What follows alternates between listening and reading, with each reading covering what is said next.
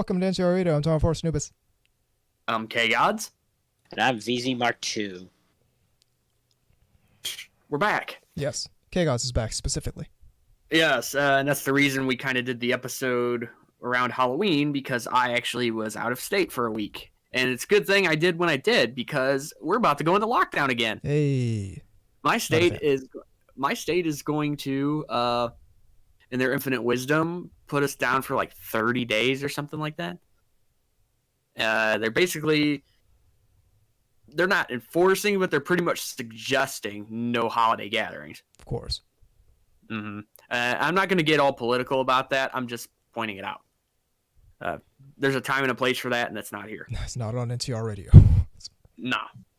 But I have lots to say.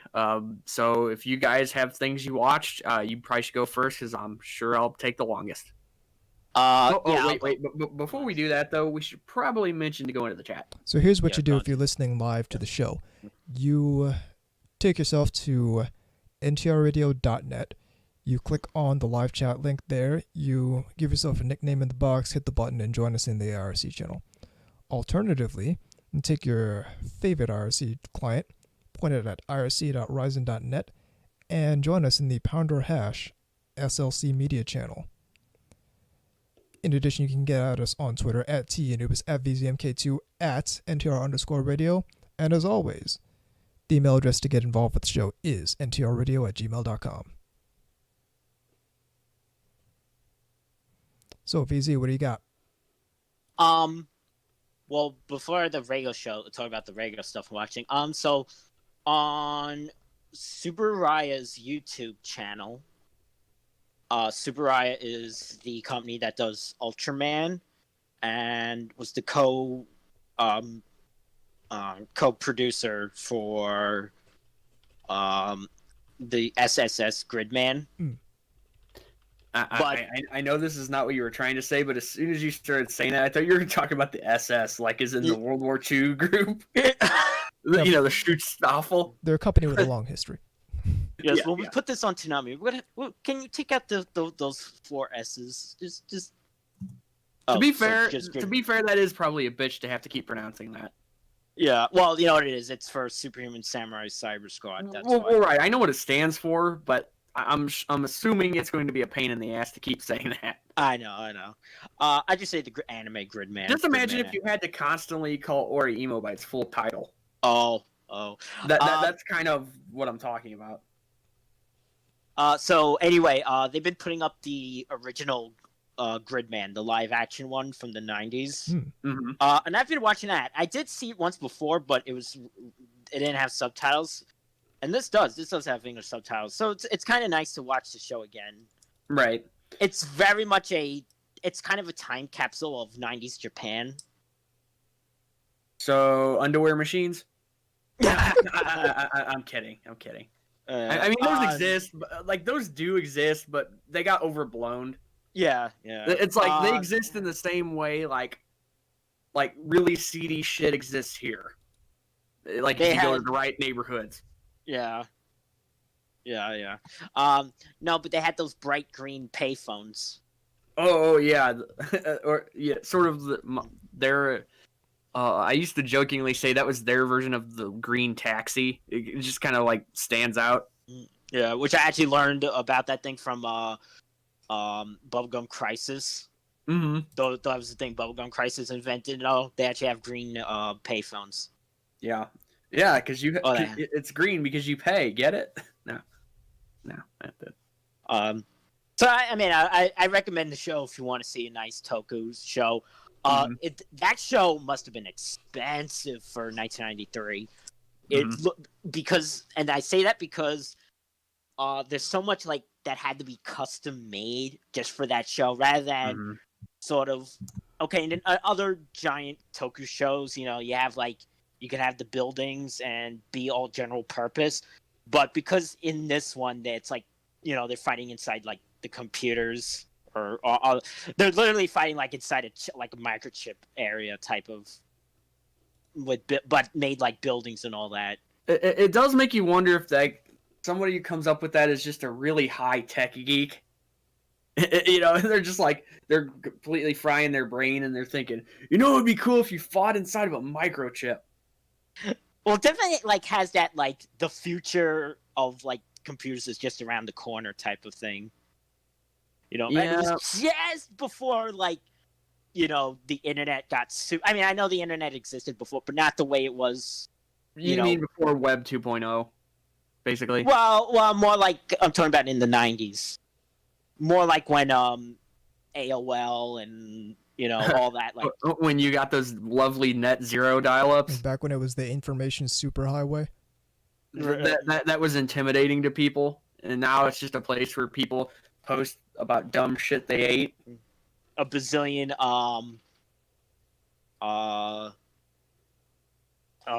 AOL did, Yeah. And everybody's like email wasn't AOL, if I recall. Well, not everybody, but it was AOL and Netscape. It's at least when I got into it. That was pretty much everybody's sort of calling card.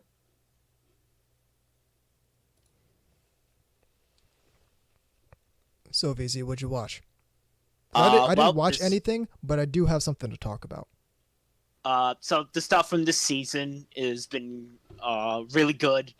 The ones I've been watching, both Izzy or Rabbit season 3 has been consistently great, despite the studio change. There's no like marked difference from, because sometimes it's not like the Strike Witches one, which looks great too, but there is a decidedly different look from the previous ones. Mm-hmm. This one looks virtually identical mm-hmm. to the other ones. Right.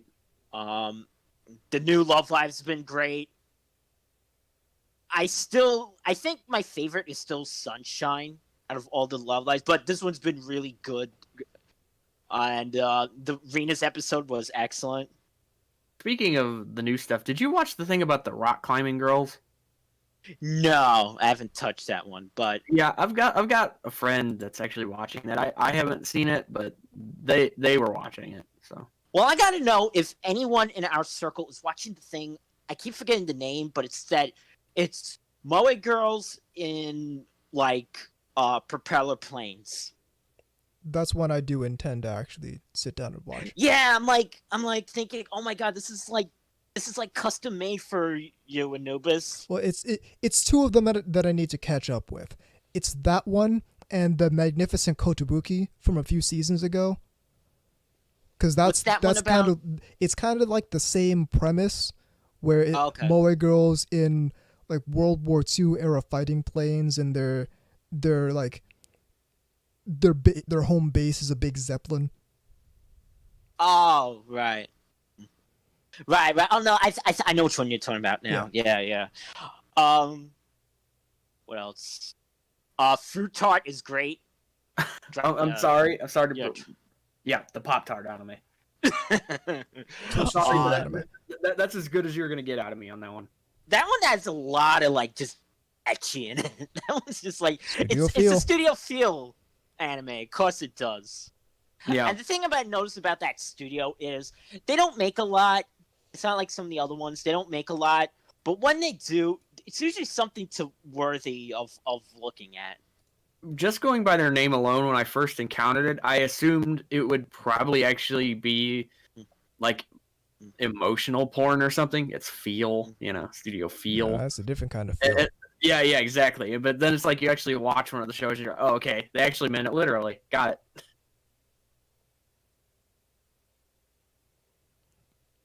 Good stuff. You already mentioned it, but the Strike Witches, I've watched that. Yeah, it's that has been that I'm really surprised it's been really good. Because I've seen the first 5 episodes. I haven't seen the newest one yet, but okay. Oh, you're gonna love the recent one. Yeah, I mean, I haven't seen it yet. I might actually watch it later tonight. I don't know. All right, you'll know why. Okay. Here's hoping right? The 7th one continues the tradition of the wacky 7th episodes. I think by I won't spoil it, but by the preview. Yeah, I think it is. I'm not gonna say, but Here's hoping. yeah. Something. Yeah. Okay, I won't spoil. And then there's the shorts, One Room season 3. Which is all right. It hasn't. I don't think that show it has been good as the other ones, but it's not really meant to be. It's just a cute little thing to burn off steam for a few minutes because it's that. And Dogeza has been a little treasure of just like unashamed fan service. Mm-hmm. Anything else? No. What was that? I've been watching Gridman. I've been trying to dabble on some various Ultraman stuff on YouTube because a lot of it's been uploaded on YouTube by people. Mostly the weird '90s ones that were kind of made for. One was made for the. Okay. So, real fast. One Ultraman one. There's two that I was kind of going with. One was made in Australia, but never aired in Australia. But that one did air in America, and I know because I remember seeing that in 1992. Then there was another one that was filmed in America, but never actually aired in America. Does that make any sense? No. Yeah. Speaking of Australia, here's a question. All right, if they made one in there, please tell me there's marsupials. Yeah, well, there's a marsupial monster thing. There was like a sort of Tasmanian devil-looking thing. It'd be just so completely, not pointless, but upsetting that they didn't bother to do that if they, Okay, that's just me being interested in the wildlife there. Yeah. Anyway, you said you had something to announce? Yeah. Well, less something to announce, more to because I'm upset. I'm very upset. Uh-oh. I played maybe the worst video game I've played all year. Okay, but how many games have you played this year? Quite a few. Okay. So here's the problem. And I don't usually talk about video games on the podcast. Obviously, it's an anime podcast, but this is very. They also kind of tie in, so they tie in, but this is very core to kind of what I'm talking about and what we're talking about on this podcast, and very specifically what I particularly talk about in the subculture. So the girlfriend turned me on a few weeks ago to this game that was coming out on Steam called Anime Studio Tycoon, which looking at the title, you'd think that's right up my alley. So yeah, because you kind of are that. Yes, it's that's like specifically exactly what I want to kind of do. But so the game came out a few days ago, as a matter of fact, and I got to playing it. It's not very good, and there are multiple dimensions upon which it's not very good.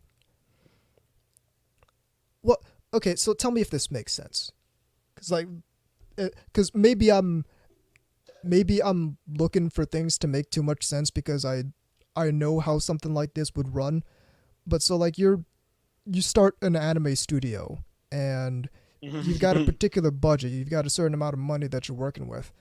What would you name the studio? Well, realistically, that's beside the point. That's actually another problem. Like I can't. So I tried to name the studio SLC Media, but you can't capitalize subsequent letters in a word. It's just the first letters capitalized, and then the rest of them are lowercase, like you're writing normally. So you can write multiple words, but the first letter is going to be capitalized in each one. So it's more. So it ended up looking more like Sulk Studio.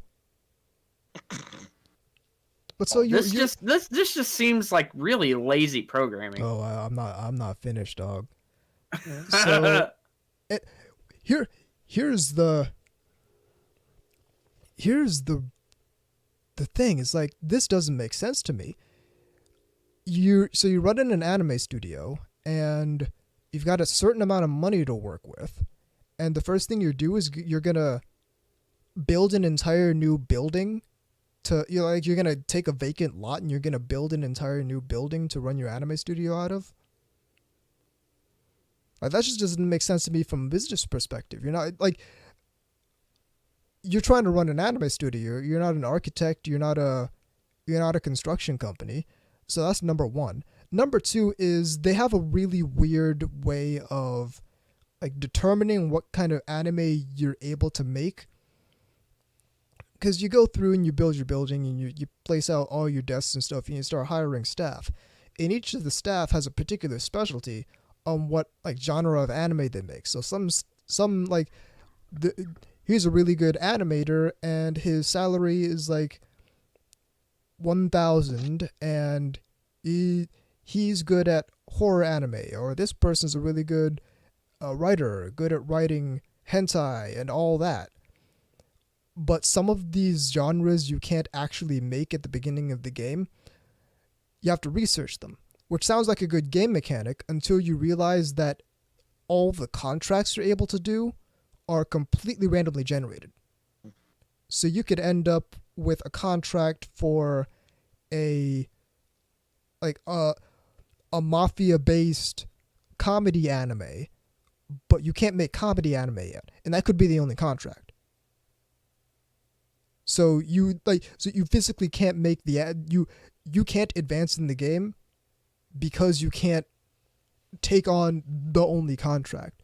So you're stuck doing subcontract work, which is lucrative for a while, but if you don't take care of your employees, like if you don't give them the necessities they need, if you don't give them a good work environment, they'll start demanding higher pay or leaving. And the game never tells you how to do that, by the way. Wow. Yeah. So like you end up, so you're doing good for a while, waiting for contracts that never become available. You end up hemorrhaging money because you don't know how to satisfy your employees, but they keep like, and the game could just tell you. It could say, "Hey, Kenichi wants like a more work environment. Like Kenichi would like some potted plants in the office and shit." No, it's like they give you vague parameters. And so how long did you end up playing this? Fuck, I can tell you the Steam statistics. If you want to. The listeners might not want to know how much time you wasted. 71 minutes. Oh, total. Wow. Enough to where you could have watched like a good chunk of a Gundam movie. Yeah. Not like I could have spent my time doing something enjoyable, but I wanted to give the game a fair shake, and giving the game a fair shake told me that it's not very good. And the thing about it is, here is two things about it. Number one is like the greater mission of the game is to be like how to put this? It's like supposed to be kind of a look into the whole issue surrounding anime studios and the work environment and all that. Hmm. And I feel like it accomplishes that accidentally. Oh boy. Because it's like, and I made this joke when Homegirl first told me about it, and I was like, this better not be one of those games that you always lose because it's trying to send a message. and now I can already hear. So basically, Depression Quest. Yeah, exactly. So I'm basically seeing I'm seeing Anubis sitting there in a beanbag chair, which may or may not be accurate, sitting there playing the game. And like he gets this 71 or so minutes in or whatever, and then you just automatically start hearing the Curb Your Enthusiasm theme. Well, it's like after he realizes, like, you know what, the fuck this thing. Oh, past a certain point, I was like, listen, fuck this. Oh no, I'm done. Nope. And another part of it is it's just badly programmed. The interface is unintuitive. You can't figure out what you're able to like click on at certain points in time. It keeps on going back into build mode underneath everything. So I'm trying to hire more staff, or I'm trying to pick up some subcontracting work, and when I click on the button, it gives me an alert because it thinks I'm trying to build through a door or like through another room that already exists. It's not good. Verdict, not good. And it's like there's a good game underneath this. There's a way that there exists a universe in which this game is good, but this isn't that universe. We're in the universe where this game has a bad UI, bad UX, doesn't like. I guess they released a patch today. Let me read these patch notes. Here we go. This update is specifically aimed to make the game less hard at easy difficulty. Wow. Okay. Let's go on. Also, it improves points generation when you are working on a script or any other miscellaneous thing. Let me know if this solves your issues with bankruptcy. Also, I'm writing a guide. A few sections are done and others will be done soon. If you have a problem, refer to a post on the forum. Improves payment from subcontract. Well, that's good because the only work I was able to get was subcontracting work. After the contract gets finished, you won't get a notification that you earn money. You will only get it if you are the publisher of an anime. Improve working speed of employees. Improve the review algorithm. Story room sometimes doesn't close pop-up. So none of the issues that I had an issue with. Like none of the core game issues that fundamentally don't work.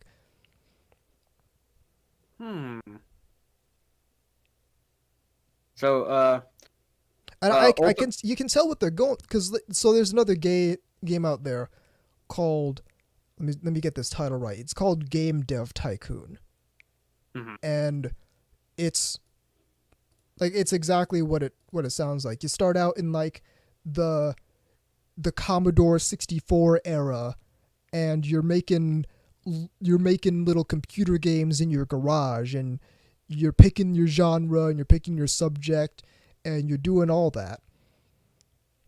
And then eventually you get yourself a little building, you get a few employees, and you go from there.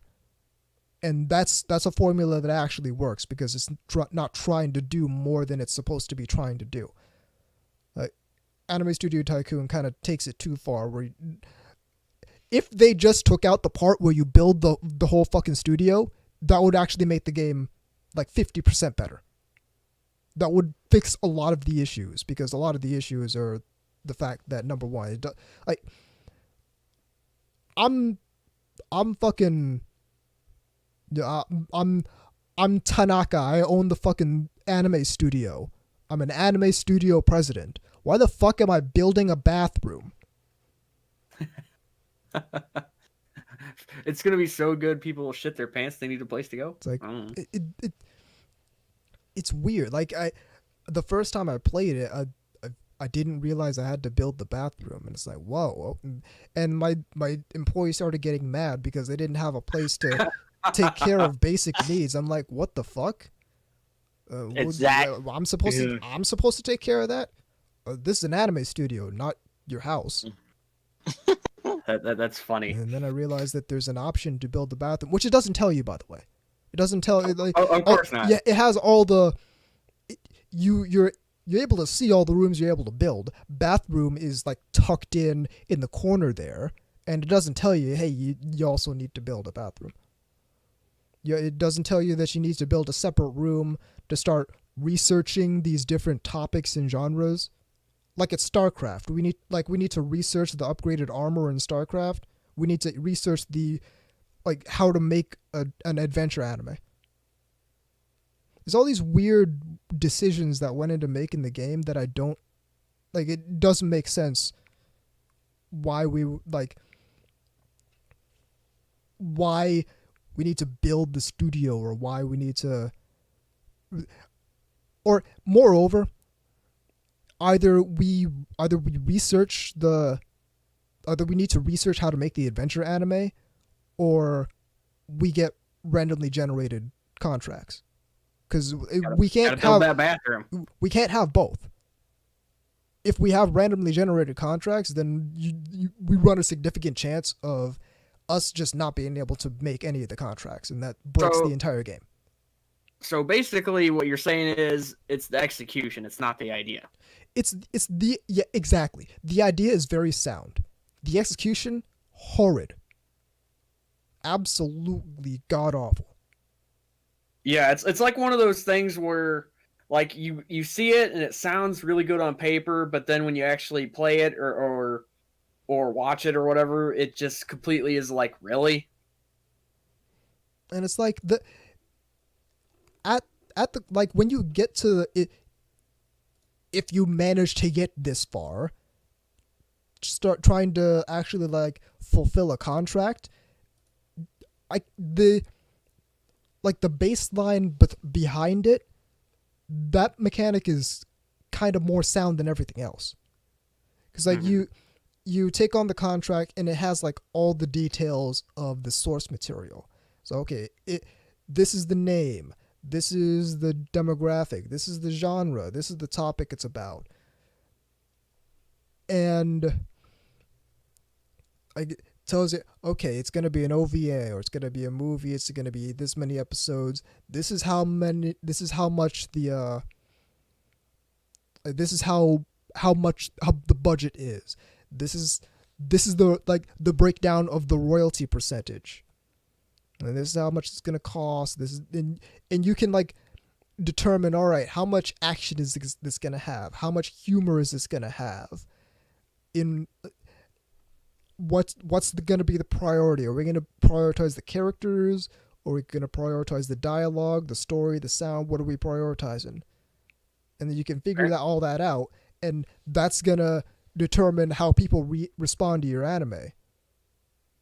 But you need to go through all this bullshit to even get to that, and that's my problem. So we're just going to go on a nope for the review. Also, the aesthetic it leaves a whole lot to be desired, and while it's not necessarily a massive problem, you would think that a game about making anime would use an anime aesthetic, and that's not what happens. Did they do the thing where they try to do the hybrid? No, where it looks between like Western comics and anime? No, it looks like The Sims. Oh wow! It looks like the first The Sims game. That's even weirder. Yeah. Yeah.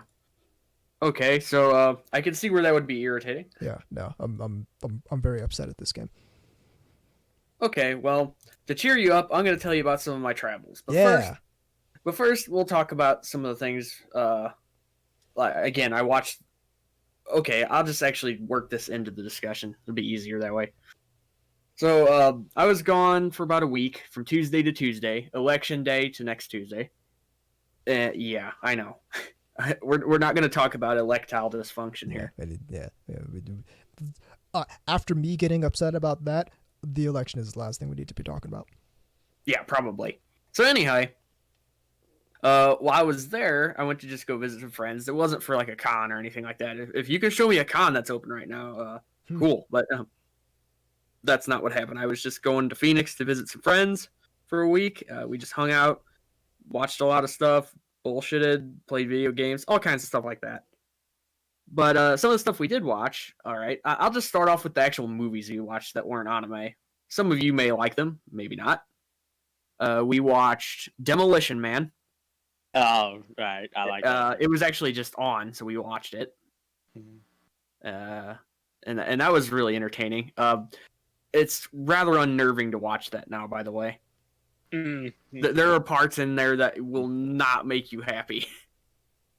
And if anybody's seen it, if you've seen it, you'll understand. It's sort of like a world that has become completely corporate and PC. You have to see it to believe it. It's ridiculous.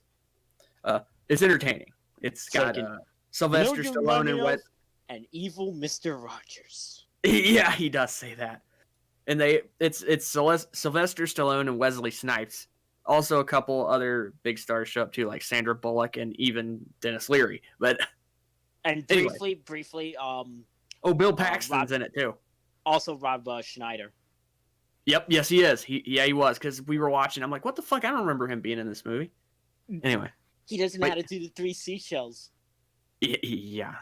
Oof. Well. In any case, I'm not gonna get too spoilerific. But all you need to know is in the future, which is like what 2032 or something like that, or 2034, something like that, around there. Taco Bell is the only restaurant that survived. Yeah.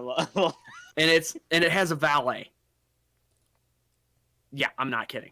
Anyway, we watched that. We ended up watching Commando, a great 80s movie. Interesting thing while watching that is we were spotting some of the other cameos you spot in other Arnold movies. We ended up, I mean, it's not like any of these are first time viewings or anything. There was one called Shooter, and I haven't seen that one before. I saw it this time. And we watched Raw Deal, which is sort of a, I don't want to say underrated or an obscure, but kind of a more middle tier Arnold movie. It looks like it was made for TV with some of the cuts. Did you ever see? It's actually a Sylvester Stallone movie. Did you ever see Cobra? I probably have, but I don't remember offhand. All right. But anyway, those were just the regular movies we ended up watching. We actually wanted to watch more, like Last Action Hero and some other stuff, but we just weren't able to really make it happen. Anyway, we watched the Arnold montage in place of it. For those of you out there, there is a video out there. It's like 10, 15 minutes or something like that. It's 160 Arnold Schwarzenegger quotes from movies and various stuff. And it's all like a lot of like quips and one-liners and stuff. It's really good stuff. Lots of Put cringy. the cookie down. Yeah, now! exactly. Yeah, exactly like that. Lots of sort of. You know, it'd be funny if they just like tied it all together. Like, well, I guess that's what it is. What you know, but just make it like. Oh, they have like during the montage they have moments where he just says, "Oh shit," like in every movie. Well, I mean, just like put the cookie down now to, get to the chopper. Like make it like all sink into one sentence or something. Oh, okay, yeah. I was gonna say, well, it is a montage, so it's all the clips and whatnot. But anyway, that's enough about that.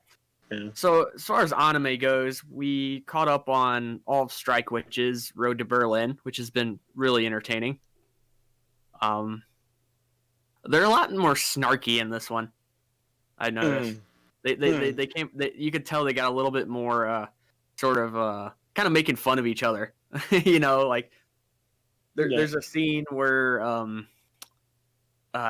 who was it?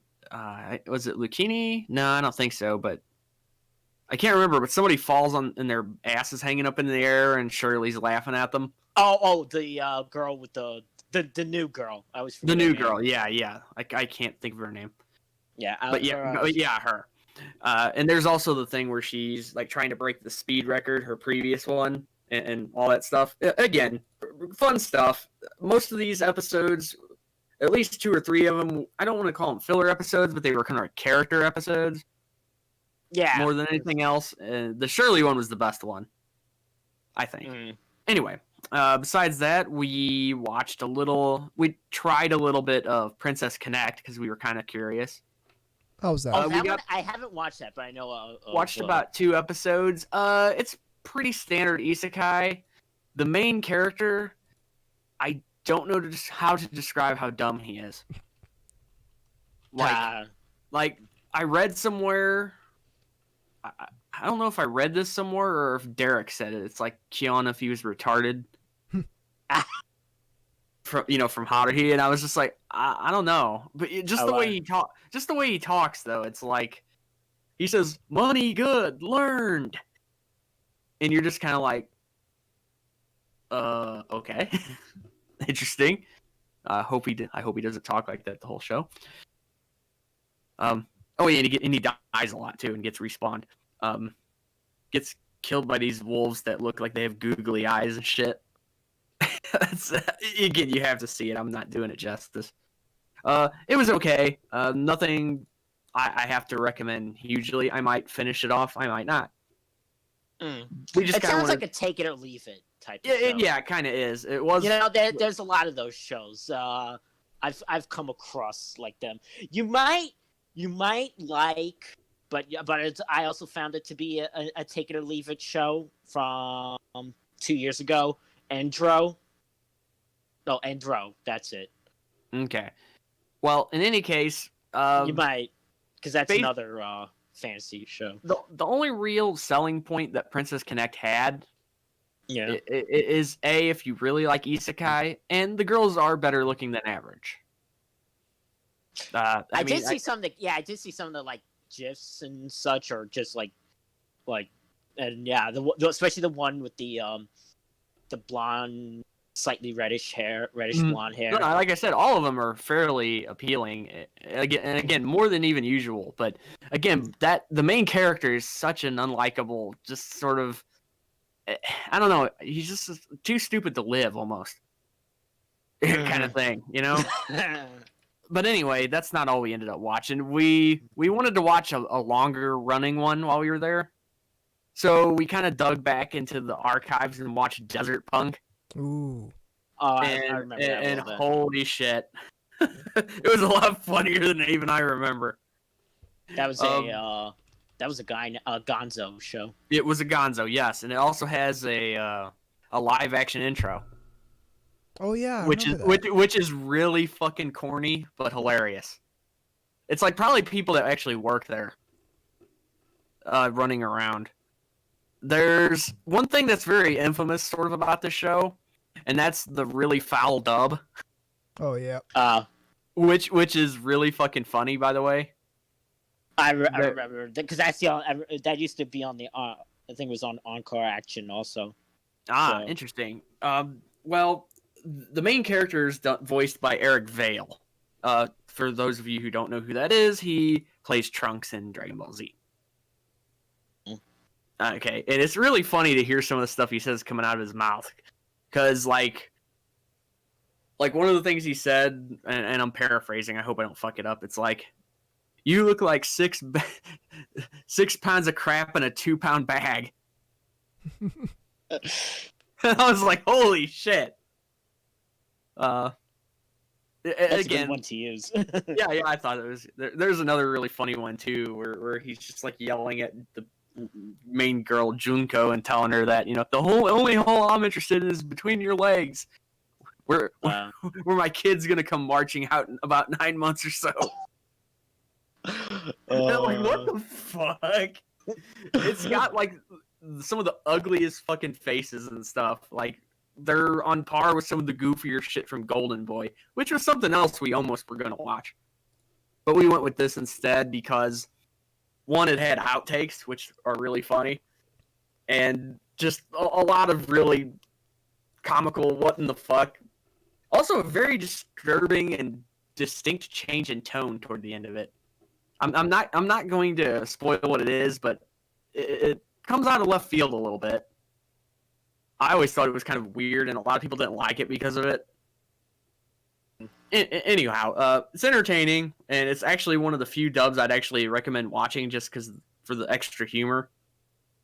That's probably something definitely that they changed from the original. No, it wasn't.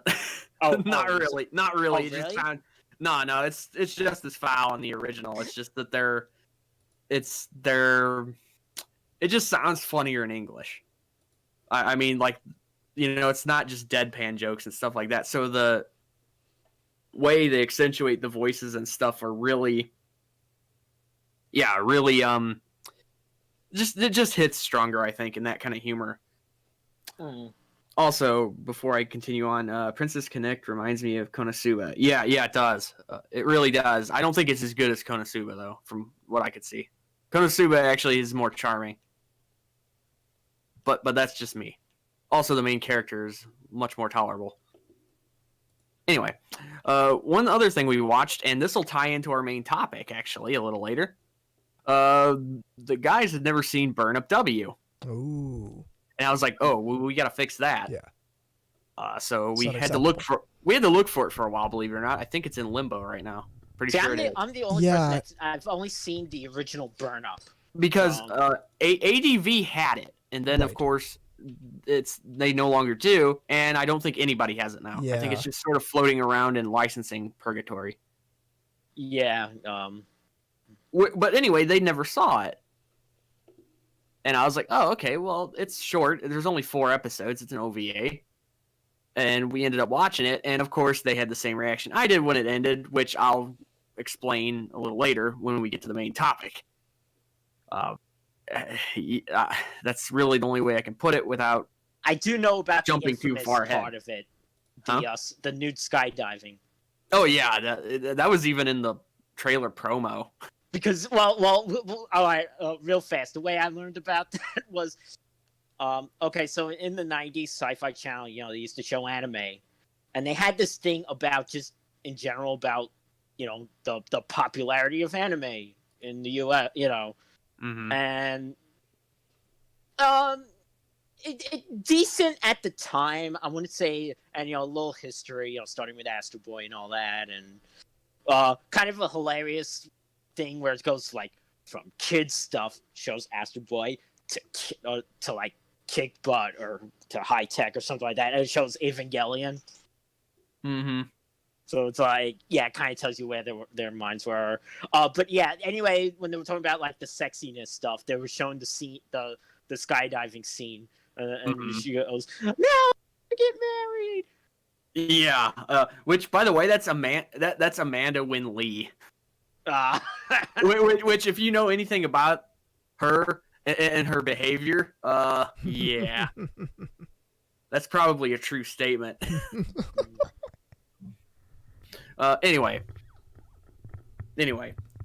moving on from there, that pretty much wrapped up most of the anime we ended up watching over the time. We wanted to do some more, but just stuff, you have to eat, you have to do other crap.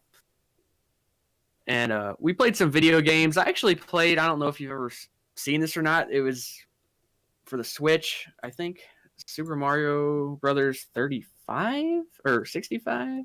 I have to look that up again. It's a competitive thing. Yeah. It's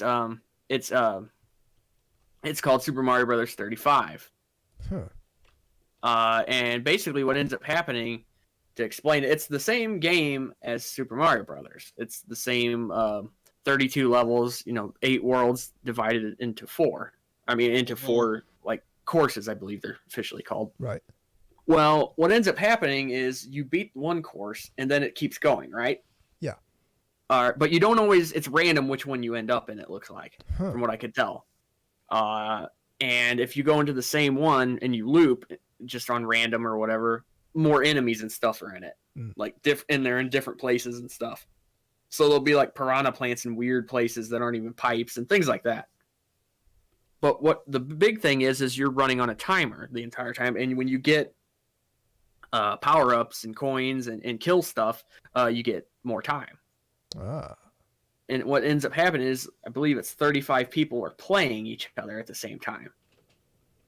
You see all this. You see your screen in the middle. Bastards. Okay. What? So, as a quick aside, there used to be this, I think it was either Flash or like Web Unity or some shit called online called Super Mario 100. Mm-hmm. And it was almost that exact same formula, except it was just regular ass Super Mario Bros. But 100 people playing at the same time in a battle royale sort of thing. Yeah, that's what this is. Oh, I remember those and Nintendo took that one down, the Super Mario 100. Okay. Well, in any case, how it works is the more people drop out of the bunch, the faster your time starts going. Ooh. So, the first couple times I sucked at it because, well, the controller isn't like a NES controller. It was kind of configured differently. I don't know if it's because it has to be or he had it set up that way, whatever. So the first couple times I was like, okay, I gotta kind of get used to the way he's got the controls set up because they're a little bit different. But once I did, I actually won. Oh. And I have witnesses on that, by the way. Yeah, I'll put it on record right now that I did not win a single game of Super Mario 100. Yeah, not even close. Not even close. As a matter of fact, I'm going to go ahead and post a link to the official thing in the server here, or in the the IRC chat. Thank you. So you can get an idea of what I'm saying here, and I'll talk a little bit about it. So yeah, it gives you got the main screen in the middle, and then you've got the ones on the side that are like the other people playing. I'm guessing. I mean I was focusing at that point. All right, so this is like Tetris 99. Okay. So Tetris 99 has a similar sort of thing where it's 99 people all playing Tetris, all trying to be the last person standing playing Tetris. And you can see like all the other Tetrises off to the side, but you've got your main Tetris screen.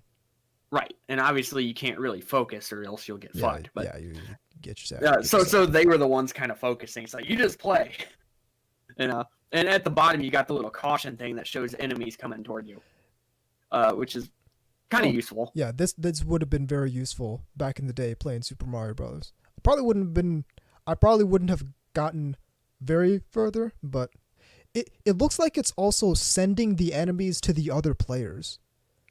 Kind of like those like competitive you can competitive shmups. Yeah, you can hit the power thing, I think, and it shakes the entire screen for everybody. which is a total fucking blue shell dick move kind of thing. Did you ever see no, because they have this thing out now. So you've heard of the Game and Watch, right? Yep. Mm-hmm. Well, they made a new like Game and Watch thing, but this just came out. But it plays Super Mario Brothers, Super Mario Brothers 2, the Japanese one. It has like a Game and Watch thing, and then an actual watch, like it has the time in it. Yeah, I think I saw this on Twitter or somewhere. Yeah, it's a cute idea, except it's like very expensive for what you get. Yeah, it's like $50. Well, in any case, after some prodding from Amos, I actually played. And again, the first couple ones weren't so hot. I did okay, and then there was one where I just totally fucked up really bad. We pretend that one didn't happen. But in any case, yeah, you could get screwed over by other people. I mean, enemies or like the POW thing shaking your screen and just all kinds of shit. I couldn't even tell you all the stuff going on, but after you get so many coins, what would happen is this thing would appear in the upper left-hand corner, like this random question mark box, and you'd hit the button and it would just like go through a RNG, thing where it would sometimes give you a power up or whatever, which you would hope you'd get the star usually. Right. Just that way you can just run through shit like crazy. And I actually did win once out of the like 4 times I played or whatever. And again, that was pretty cool. I was getting kind of cheered on. It's like, I'm getting nervous, sweaty palms. Because I'm not used to playing competitively like that with these kind of games. All right, really. Tell me if this same effect happens to you, because it happens to me, like quite a bit. Well, I'm playing a game that I'm usually actually like really excellent at, like I'm playing Virtual or something. And as soon as you say that, you start sucking ass. Or no, as soon as I know that someone is like actively watching me, you are just complete amateur. Start eating shit. Yeah, it's like you start making really dumb maneuvers and stuff. You start second guessing your timing and shit. Exactly. Yeah, exactly. That's why I no longer want to do that. Like that's why I no longer like saying, "Hey, I'm good at that game," and then I'm like, "I swear I'm good." Well, the only thing I don't do that for anymore is Halo, and that's because because of Halo. Well, no, I like the effect of people thinking they're really good at Halo until they find out that they're not really good at Halo and they play me.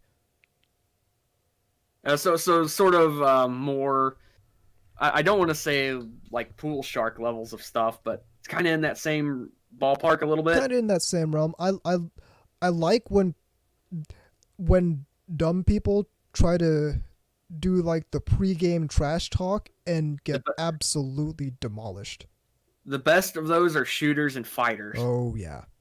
Those 2 of which I am not. That's not my wheelhouse. I mean, I like to play them, but I don't play them competitively. I am okay at Dead or Alive, and I am like mid-level okay at Virtua Fighter.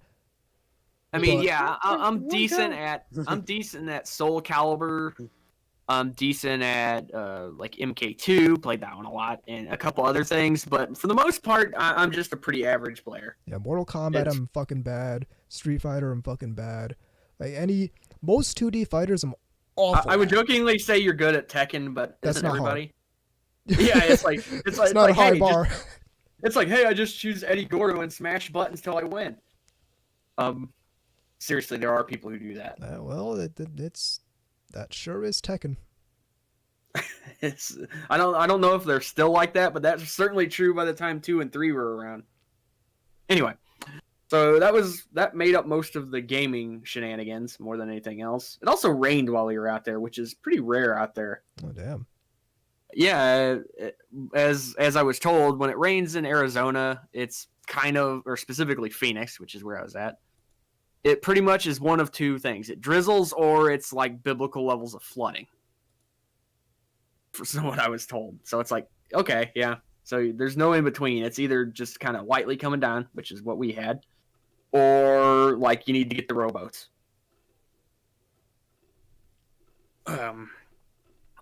Again, not anime related, but a lot of good food out there. I mean, let this be the glutton segment of the podcast.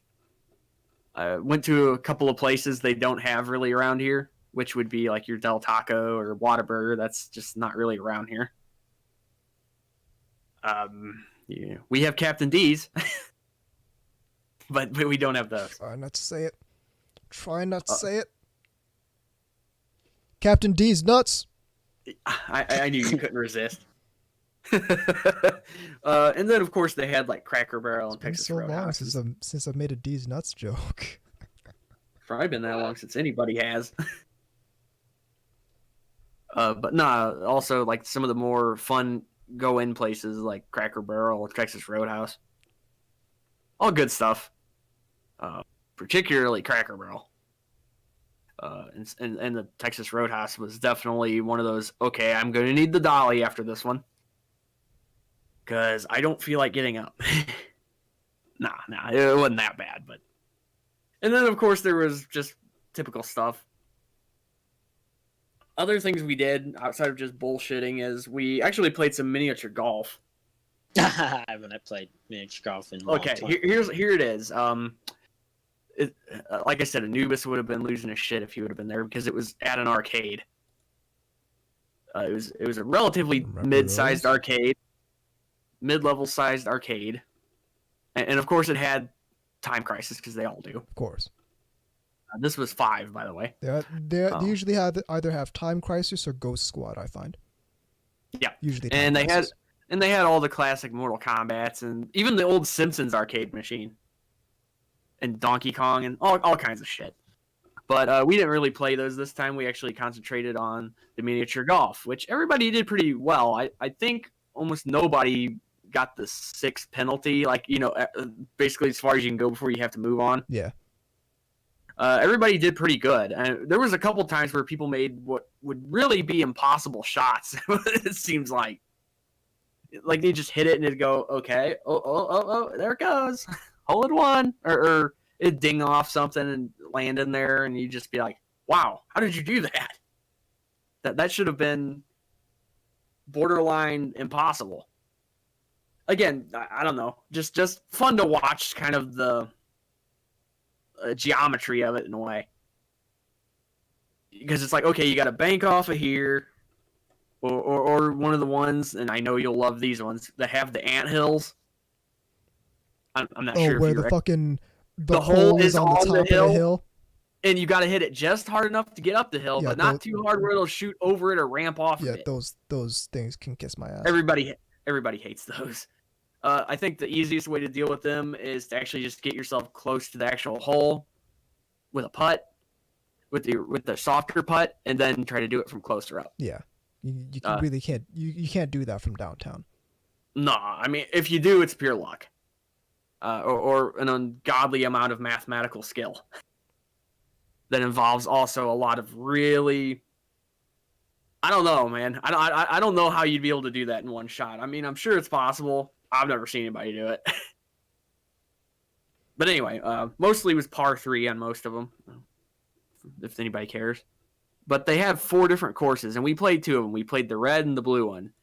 Next time I go, we'll play the yellow and the green one. But it's like it's got the windmills and all that kind of shit, where you got to hit it in between and it comes out the other side, kind of wonky. I think you know what I'm talking about. Yeah. And then you got just other stuff like where these like bumpers, you got to kind of go either between or around. Again, you'd have to have actually really seen the way this course was set up to probably appreciate some of the obstacles they were kind of putting up. But it was pretty solid. It was entertaining. I mean, obviously we did it, so really nice outside at this time of year in Arizona. I'll just say that. At least up north, it got a little bit of snow and stuff, but not where we were at. So it was. I don't think it went like under 50 degrees the entire time we were there. So it was pretty nice and temperate. A little chilly at night sometimes. But the trip itself was pretty good. I will say this, though. Obviously, the airport and the plane rides with the masks are not fun. Because that takes forever and you can't breathe in the damn things. But the worst thing was I had the unfortunate event where on my way to Phoenix, there was a kid behind me kicking my chair the entire time. Oh, so that's not just a meme. No, it wasn't. Wow. To the point where I actually turned around and like I just kind of gave him the ice daggers. Like, and then the parents looked at me with the same ice daggers. And it's just like it's just like you just want to tell the kids like, kid, if you don't stop, then I'm gonna punch your dad in the face.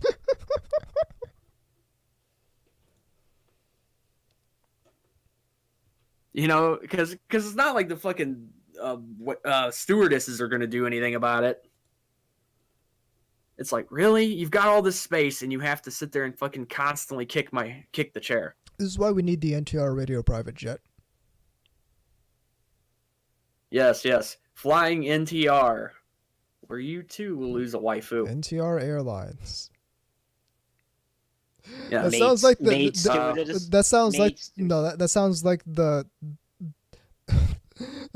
title of an era anime. It really does. All the stewardesses are all married and they're screwing people on the plane, or something like that. That just sounds like something that would happen.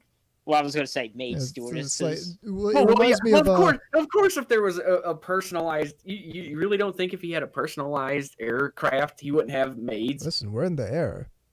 We can have whatever we want in the air, in our own private fucking airline. Let's go. They wear tails and they bend over with loose fitting. No, never mind. Anyway, we at NTR Radio have a very active imagination. Yes. Too active sometimes. Yeah, too active sometimes. It's not even a. Anyway, the trip back was fine, but that trip there, that kid kicking the back of it was really annoying for about the first hour. Until again, like I said, I kind of looked back there and turned around. I'm like with that, are you serious look on my face?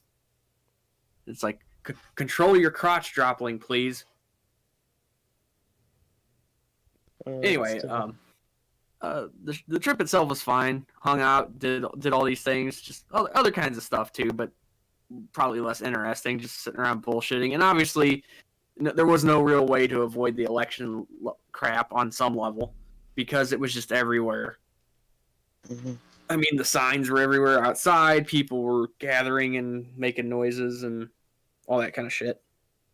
I did see something interesting that Anubis may find it interesting. Maybe not. I don't know. His level of interest would not be proportional to how much he wants to do this, so much as he might just think it's neat. Somebody had turned their driveway into a half pipe and had a bunch of people over there skateboarding. Me at like 11 years old probably would have been into that. Like these were like high school and above people. During like my skateboarding phase, my 3-month-long skateboarding phase, probably would have been into that. Mine came a couple years later, but yeah, I know what you mean. Me, after having fallen on my ass 57 times, less into that. I saw a few of those. just saying. I could have whipped out my phone and zoomed in and took a video maybe, but I wasn't being that mean. But anyway, it was kind of interesting. You don't see that everywhere. So, and I said, I bet the cops love that when they're coming down around here, having to see that. Anyway, so that's pretty much that. Really, all that happened there that I feel like talking about, besides all a bunch of foul jokes that many of which I probably can't repeat here. Although I do have a recording of them if you want to hear them later. So, talk about that. All right. So, OVAs, movies, stuff that we wish got continued but did not. For one reason or another. Okay. I got one. All right, shoot. you go for. Alien 9. Either of you guys know about Alien 9? I haven't I've seen heard it. of it. I've heard of it, but I haven't actually seen it. All right, so Alien 9 it's, if I remember correctly, it's 4 episodes. That seems to be a common number with some of these. Yeah, so 4-episode OVA by JC Staff, 1998 to 1999. The premise is that it's a sci-fi anime, and it's the future where alien invasions are a common everyday occurrence, specifically around elementary schools. So the elementary schools have to form like teams of students that go out and battle the aliens and try to capture them because they don't want to kill the aliens. And it's weird and like a sort of very surreal, creepy. Like the entire thing just feels unnerving to watch because it's like these elementary school girls in roller skates trying to capture these grotesque looking aliens. When you say grotesque, do you mean sort of in a Lovecraftian almost kind of way? Or? Not necessarily in a Lovecraftian kind of way, more like a not quite H.R. Geiger, but sort of somewhere between the xenomorphs from Alien and the Zerg from StarCraft. They're sort of like disgusting little animal little things. Okay, well that does paint a really good picture then. Yeah, and it gives me a good idea anyway. And it's a very visceral feeling. Like you are genuine, like you're watching, you're genuinely concerned that these girls are in actual danger of getting killed by these monsters. Well, do they do the thing where they have oddball camera angles and things like that? Yeah, the whole so thing it's just like uncomfortable. It's uncomfortable. Yes, that's the word. It's all 4 episodes is uncomfortable to watch. And the thing about it is, it was based off of a manga that was 3 volumes long. And the manga tells the complete story. And there's a lot to the story like that the anime doesn't go into. Because it just doesn't get there. It gets about halfway, I think. And it would have been to have and I didn't even know about the manga until this was years ago. I went into the comic book shop that's been around for like the past 20 years here. And they used to have like a whole bunch of this old anime DVDs. And CPM release, I remember. It's CPM release, yes, exactly. And that tells you a lot. I bought this in a. This is still back when CPM was around, by the way. Oh wow! I bought this. It was a package. It came with the DVD, and all 3 volumes of the manga. So I bought because I had seen Alien 9 before on like Anime Network on Demand. I'd seen all 4 episodes, so I bought that. Finally read the manga and find out there's more to the story that the OVA doesn't go into. So I would like a continuation of that if they're gonna if it sticks with that same very uncomfortable tone with it. Right. Okay, I'll go ahead and throw one out. I mentioned it earlier. Burn Up W. Yes. Now somebody's gonna jump in and go, but K-Gods, they did make more of that. No, they didn't. They made Burn Up Excess, which does not follow the same thing. I've seen that, and that's how I know. and then there's Scramble, which is just something almost completely different. Yeah, looks different. I'll be right back real fast. Yep. Just 1 second, but you guys continue. You don't need to announce, man. So, yeah. There's only 4 episodes, and they're pretty good. And they also do this weird thing where the first 2 are a lot more humorous, and then the second 2 are really dark. Yeah. That was sort of common in OVAs sometimes, where like the first couple ones would be more happy-go-lucky, and then all of a sudden it goes grim-dark real fast. And the sudden change in tone actually works to its benefit, in my opinion, for this show in particular, because it does feel more visceral because of it. You've seen it before, I'm sure. Yeah. Okay, so yeah, you know what I'm talking about. If you haven't seen it, well, unfortunately now you're probably going to have to engage in some yo-ho-ho action if you want to. Yeah, or seek out a fucking out-of-print DVD release from ADV. That I think I saw being sold for like $60 used. Damn, son. So, or some bullshit like that. So, quite frankly, if I were you, I'd just bite the bullet and go to find a good torrent. Just saying. At least until somebody gets it. Yeah. Which I'm sure somebody will. Probably Eventually. Discotheque. Probably. I'm thinking Discotheque. Yeah, them or Sentai, one of the two. I Yeah. would guess. Discotheque because they do the old stuff. Sentai because they're former ADV. And that was something they originally had. Yeah. But the way it ends though is like a massive cliffhanger, if you remember. Yep. And then what ends up happening is you see the credits, and then it punches you in the dick one last time with like a little like 2-minute thing at the end. Like seriously. Okay. Yeah. So it's rather aggravating in that regard. Because it builds up. It's really interesting. They've got these villainous characters that you don't really know a lot of or about them beyond what they do in the actual thing. And then like it obviously leads that open to they're still out there and need to be dealt with, and they never are. Yep. Oh. No closure. So you're like, okay. I mean, it does end. It does end. I mean, I'm not saying that it doesn't end. It's just it ends in a spot where there was definitely supposed to be more. I mean, there's no way there wasn't. And it's worth the ride, but don't be surprised that you got blue balls. Because you will. Okay, I got 4 one. episodes, good stuff. Oh, all right, I was a little too soon. All right. Can I go? Go for it. Yep. Okay. One of my favorites that all right, so stuff that we wish that we stuff that we like that we wish kind of just the way it ends. So I'll go first. So one of my favorites that kind of just makes you really want more, and for reasons there really isn't, and you'll know why once I say. The 5-Star Stories movie. Oh yeah. Yeah. Oh, I Have fun should later. have thought of that, and I didn't. And yes, there is the Gothic Maid movie. That no, you can't see this movie because it's only in the theater. Well, now that and people tough time going to theaters now. Well, okay, Demon Slayer's doing well in Japan. Yeah. Maybe it's time to do a home video version of. Have fun waiting. Yeah. Yeah. Yeah, I know. But anyway, yeah. It's like, what do you want for Christmas, Timmy? I want Gothic Maid. That's a total. No, like the Make-A-Wish Foundation. I want Gothic Maid, and they're just like, yeah.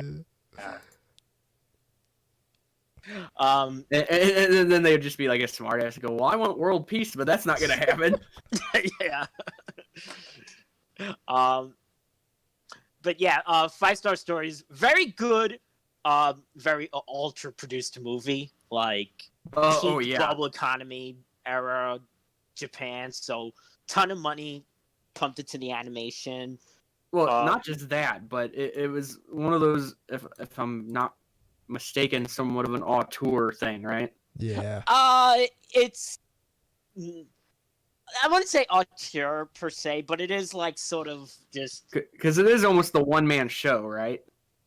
Well, Gothic Maid is. That's what I was actually talking about. Yeah. 5-Star Stories.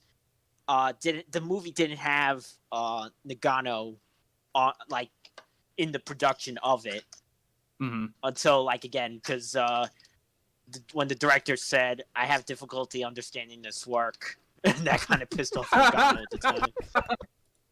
I'm sorry. I can just visualize somebody sitting there, like, "Hi, I don't really understand what you're doing here," and him just like having a complete like meltdown.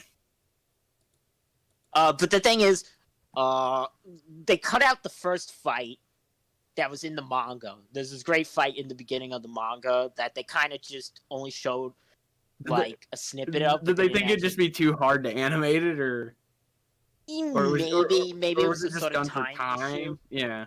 Yeah, but it's a shame because it had the lead mirage. I think that's how you say it. Which is like, if you know 5-star stories, that's like kind of the main one in it.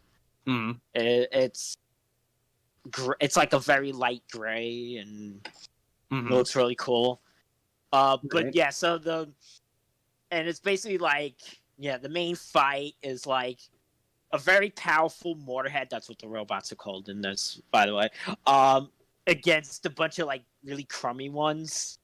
So it's no like there's very little tension towards that, and then it's kind of like again. But this is obviously true with a lot of stuff. But it's like, now read the manga. Yeah, if you exactly. want more.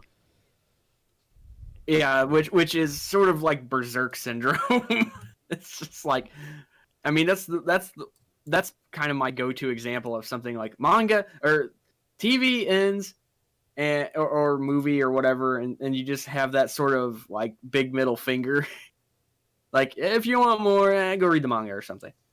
Oh, go play a video game. Not. Manga's still going. He's still making it. He kind of retconned his own stuff. So now all his Mortarheads have all these really, really crazy designs, the way that they look in Gothic Made. Ooh. Which, say what you will about him, the man can make things.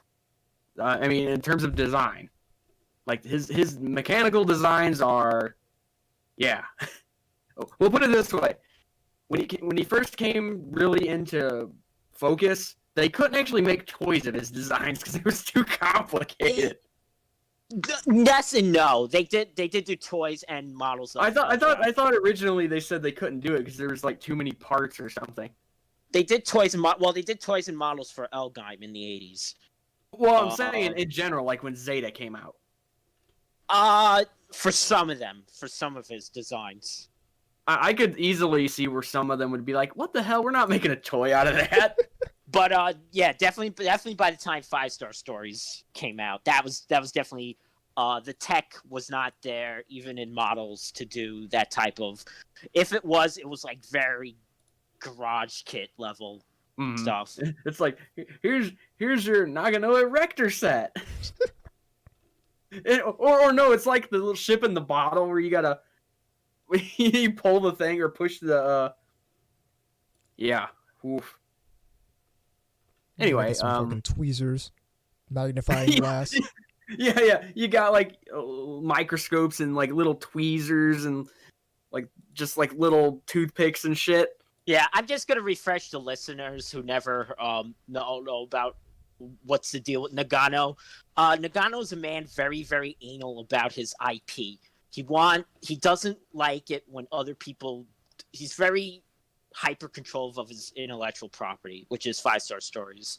Hence why I called it auteur. Now, there's toys and model kits. In fact, last week, more model kits of Elgheim were put out. So we're sort of which by the way, for those of you who don't know what Heavy Metal Elgheim was, Heavy Metal Elgheim was a mecha series in the 80s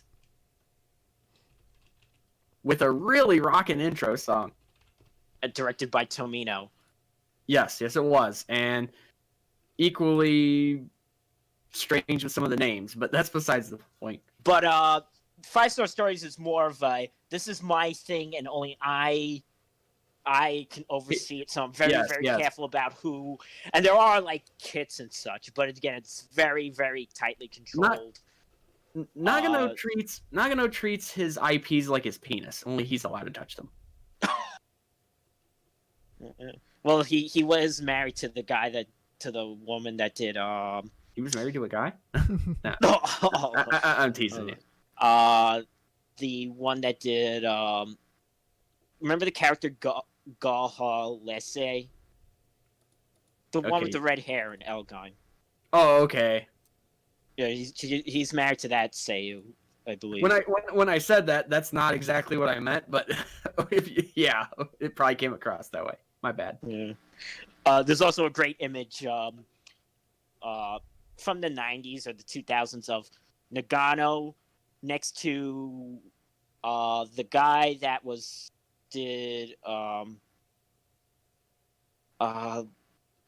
who was the one that did Sailor Moon but also directed what's that magical girl show from the Revolutionary 90s? Girl Utena? Utena, that's it. Oh. Yeah, there's and they're both Ikuhara. dressed as him. They're both dressed as Sailor Scouts.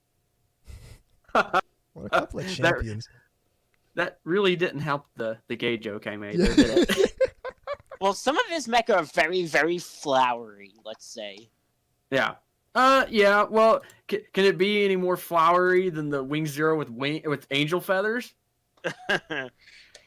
All right. So, I guess back to Anubis. All right. And this is gonna sound offbeat, but I will explain.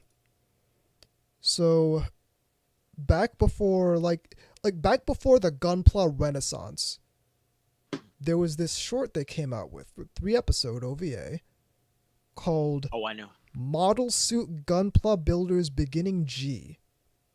Okay, I know what you're talking about. I don't think I actually watched that. So this is like the precursor to Build Fighters. Okay, yeah, I had a feeling that was the case. It takes place in the real world, and it's about kids building Gunpla. But it's a bit different in the execution between how Build Fighters does it and how Gunpla Builders does it. Because Gunpla Builders it's like a full arcade game. It's actually the same little arcade pod that they have that one badass Gundam Simulator arcade game in. So you step in the full arcade game and you put in, it scans your Gunpla and it puts you in the game. As opposed to the Gunpla, as opposed to Build Fighters where it's the Plavsky particles and they're actually making your mobile suit move on the stage and whatnot. No, it's basically just an entirely arcade game. And right. I really liked that particular way of doing things. And I just the whole presentation of it I thought was not necessarily more interesting, but I thought it was cooler. Like, instead of the whole thing being being holographic and you're grabbing the whole thing, you're actually sitting in the cockpit playing the arcade game. And there were some really cool designs that came out of it as well. They had really one of my favorite Zaku models ever. Oh, right, the purple thing that's the super custom Zaku F2000 that just has missiles and machine guns that has 2 extra arms to hold extra machine guns. It's exactly how a 12-year-old would design a Zaku. Yeah, it's exactly how me at 12 years old would design a Zaku. It's like, hey, the Noble Zaku holds 1 machine gun. How about we put a machine gun on the other arm? Hey, what if we put 2 more arms on the backpack? That's more machine guns. And a hammer. Not even just a hammer.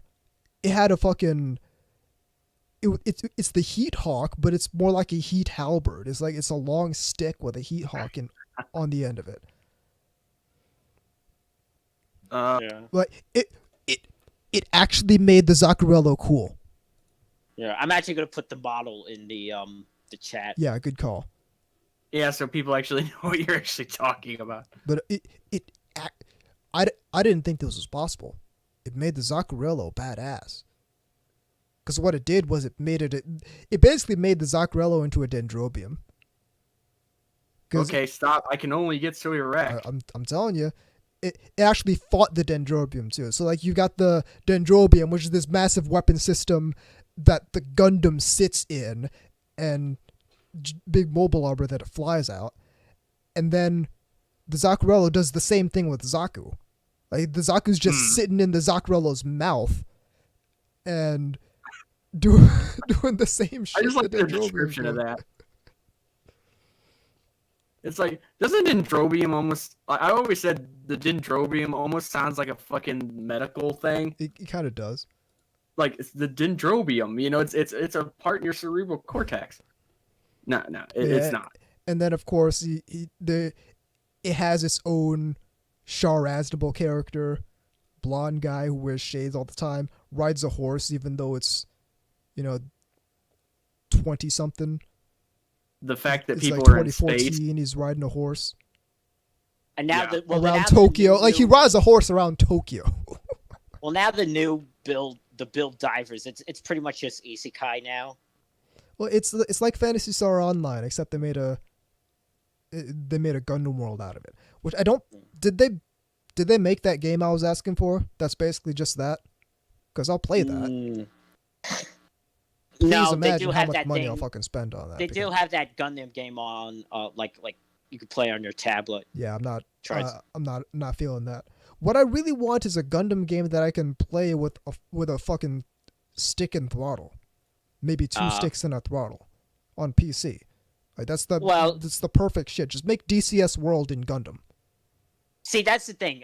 It's Japan wouldn't put the resources into doing that for PC because It's ridiculous because that's like you could not get a more perfect thing to make to make a Gundam fucking thing out of a Gundam game. Okay. I think it's my turn now, unless for you've it. got more. Okay, I think I've mentioned this before, but I'm going to mention it again because I don't care. Bastard. Okay, for those who don't know, this was a manga that actually, I don't know if it's still going or it finished recently. I don't remember. But either way, there was only 6 episodes that ended up being the OVA. Now, granted, the reason this one kind of stopped is related to legal stuff. yes, I know this. I know. Didn't he about. get in trouble for like embezzling or something? I don't know, but yeah, I know. He Like got some sort of like financial like shenanigans or something. In any case, there was only 6 episodes out of it, which really sucks. Do you know if it was supposed to like? Do you know if it was like there was supposed to be more? In the time? I don't know, but I know there could have been for sure. It It does was feel planned kind for of. this many, and they only had this. I don't honestly know. It does end, but it kind of ends in one of those ways like, well, it says like "see you again" or something at the end or whatever, if I'm not mistaken, or something like that. It's just one of those things that's like just like a big middle finger, where you're like, "Hey, what the hell?" This, for those of you who've never seen Bastard, it's sort of a swords and sorcery type deal.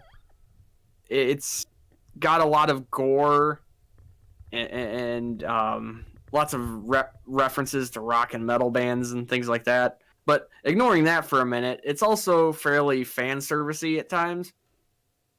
And again, gorier than you might think. Certainly it's not like Slayers or anything like that. It's definitely nastier than that. It's very hyper masculine, I guess would be the word, because it really is very Conan-ish. You know what I mean? Right. Yeah. I mean, if you haven't seen it, you probably don't know what I'm talking about. But anybody who has would definitely understand what I'm saying here. I haven't seen it, but I know what you're talking about. It's very Robert E. Howard-esque in that way. Sort of cross between that and like D&D or something like that, because they got all these mythical monsters and shit in it. Anyway, there was only 6. They were really good. It sort of ends in this like, okay, well, all right, I guess it's a checkpoint almost, but it still feels weird that it ends there. And the fact that it never picked back up, again, to be fair, that really probably wasn't their fault.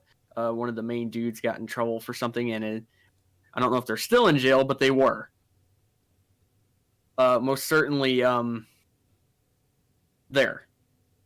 more closer to Berserk. Yeah, it is. It's. I wouldn't say it's that dark.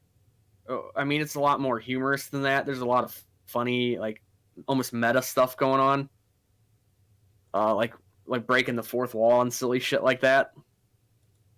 Like the main person is like, "See, I'm the handsome main character, and you're just a douchebag," or whatever, before he kills him or something like that. Again, I was a big fan of it. I actually had the VHS of it, to tell you how long ago it is. I actually had the VHS box set of it. And it was on Pioneer. Yeah. It must have been like, what, 2 episodes of tape or something? Yes, it was. Which was pretty standard back then, unfortunately, for a lot of things. And it was probably for those kids out there whining about like, I have to buy the set in 2 volumes. It was probably like $30, $25. Yes, it was. For tape. Yeah. Yeah, exactly. Like, so you would ultimately pay like $60 for that set or more. But more definitely if it was the sub. Probably. Anyway, because like this shit was not cheap. Definitely not.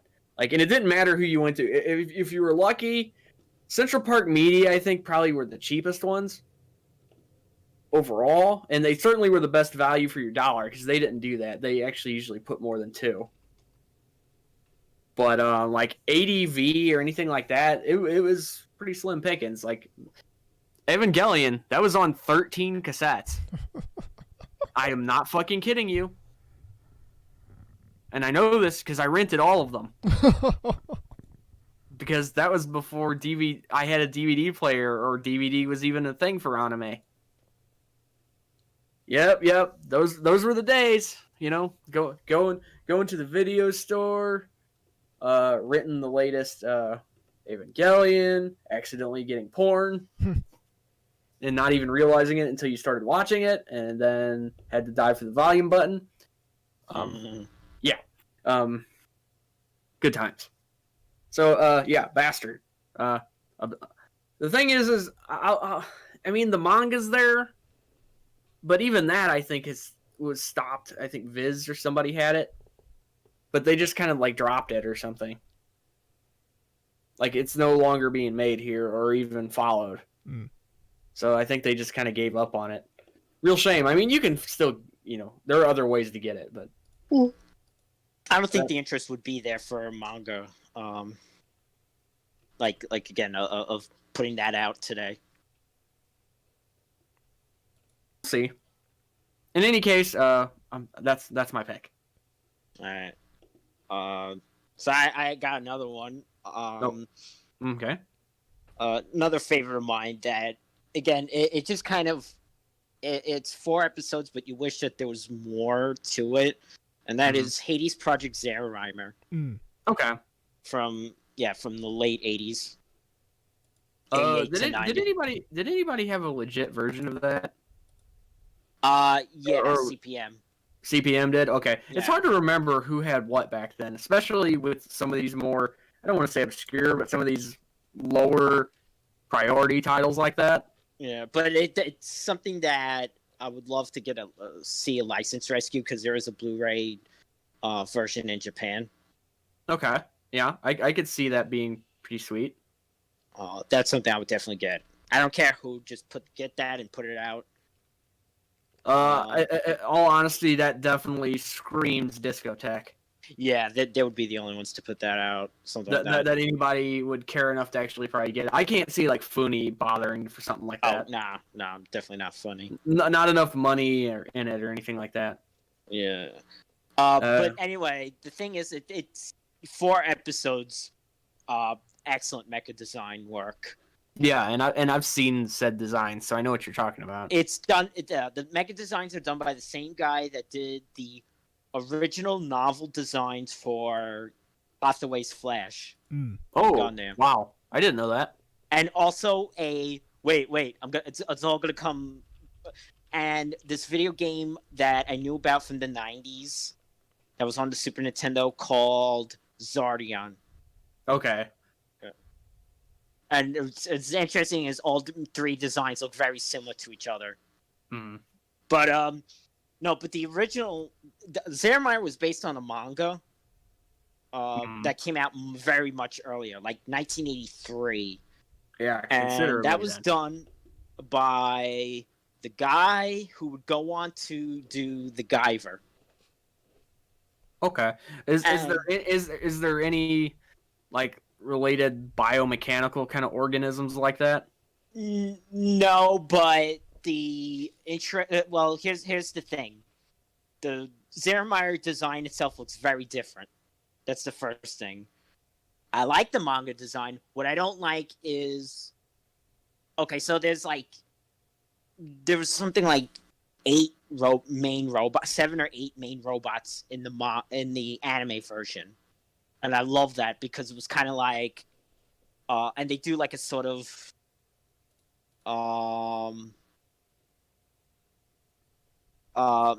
they do kind of like an element thing, but based on like Chinese level. So it has like heaven, which is what Zeremeyer is, and the moon and all that. So of course it's like earth and fire and wind, but none of that's in the manga. In fact, all the other robot designs are very generic and boring looking. But the thing that you have to know about the manga is it was in a thing called Lemon People. Oh. Lemon People was not to be confused with Lemon Party. No, but it was porn. It was an imprint for hentai. It was an ero manga. The only thing is that because it was the 80s, had a sci-fi bent to the stuff. But yeah, that's where it ran. And the most infamous part in the manga, it's the thing everyone talks about, is the icicle rape scene. Yeah. I can tell why people talk about that. Yeah.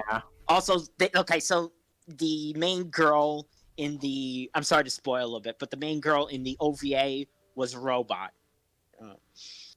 In the manga... Was she the one who got it by the icicle? In the manga version. Yeah. Not only that, in the manga version, she wasn't like a grown-up person or an old, like let's say an older adolescent or, or an No, she was a loli. Dun dun dun. Yeah. Was this made by Wonder Kids? No, I'm only talking about the manga version. No. Right, yeah. Man. It's a joke. So the anime version actually stripped down the hentai part. There is a kind of like, I would say an R-rated sex scene, but not like really pervy or anything. But like Megazone 2-3 level stuff? Yeah, like that. Like where you're oinking and there's an info dump in it? Well, there's a couple kinds of dumps, but info too. Yeah.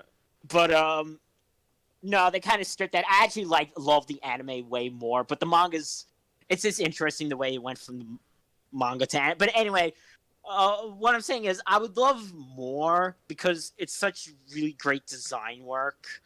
The mangaka, I think he has a health problem, which is why he doesn't really do, even though he only does the Guyver because the Guyver's still running. But he came out and redid because the manga version is even more abrupt than the anime version. It just doesn't have an ending. But so he came out 20 years later and tried to finish that up, and then do a new Zeremeyer manga. So maybe if they ever wanted to do more, take a couple of cues from the manga version. Kickstarter? Maybe not the Arrow stuff because there's that. That's not something that would work today. I don't think. Although it would be funny to see somebody about it. Yeah. Oh yeah. Like when somebody discovers Genocyber or something like that, and they're just like. I'm gonna read this thing from Burgermeister. Okay. We'll read that at the end. Oh yeah, because we can answer that question. Yes. So I do have one more.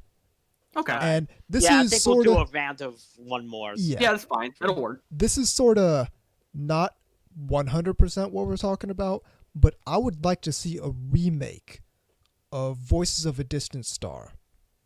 Oh, yeah, with more budget like he'd have now. Yeah. So like everyone knows Makoto Shinkai now. He's a household name. Right, and rightfully so. Oh yeah. But his first thing was Voice of a Distant Star. But it's a star. And like you can tell it was his first thing. Like he Right. made it. Like this is one dude. Yeah, making an anime. that's another kind of auteur thing Yeah. going on here. And at the Although same in time, case it wasn't for selfish reasons, probably just because he was the only one who could. yeah, and like that. Part of the thing is like you can kind of tell one person made it because the environments are like okay, you can tell this is early Makoto Shinkai. It's the character art where it sort of falls flat. Mm-hmm. I Still think worth seeing, by the way, if you're interested in Shinkai's work. absolutely worth seeing because like you get to see where his whole paradigm comes from. His whole star-crossed lovers and all that other kind of stuff. Yeah, and I think it would be like to see Voices of a Distant Star's story presented with like your name level art. Yeah, or Garden of Words or something like yeah, that. exactly. Right, Just like which that also kinda- something you should see. That like level of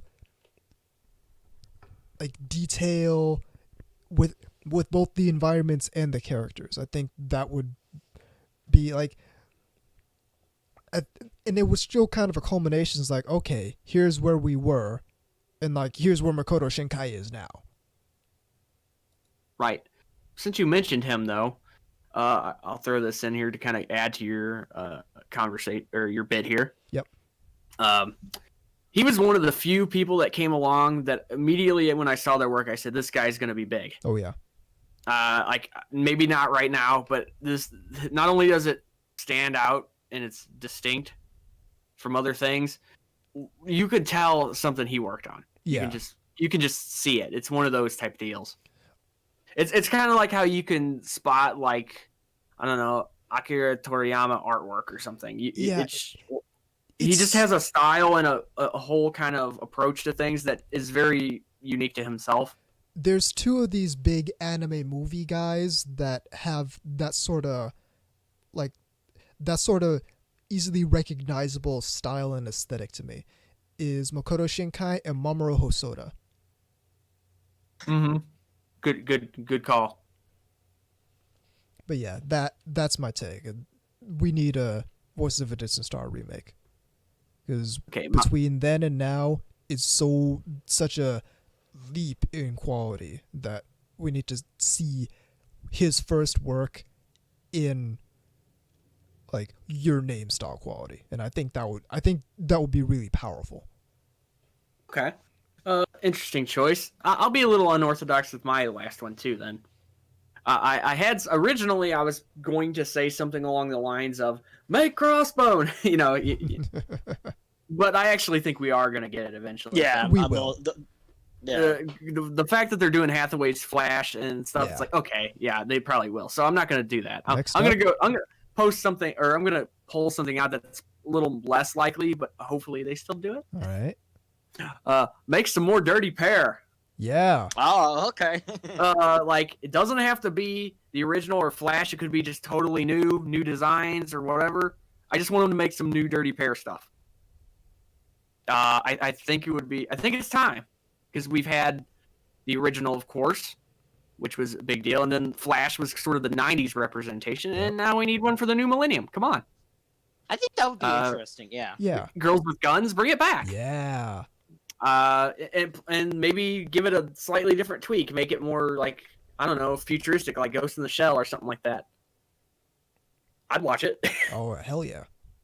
or they could even do something else, or they could make it more like Gunsmith Cats or something like that. You know, ultra puni style Moe's look. I would like to, and this is just me. I would like to see let's go back. Let's make an anime that goes back to the space 80s. Oh yeah, like where Yeah, the USSR is still around, and Well, it's like the USSR is still like, it's I mean, like- you got to go back to Lasner 80s.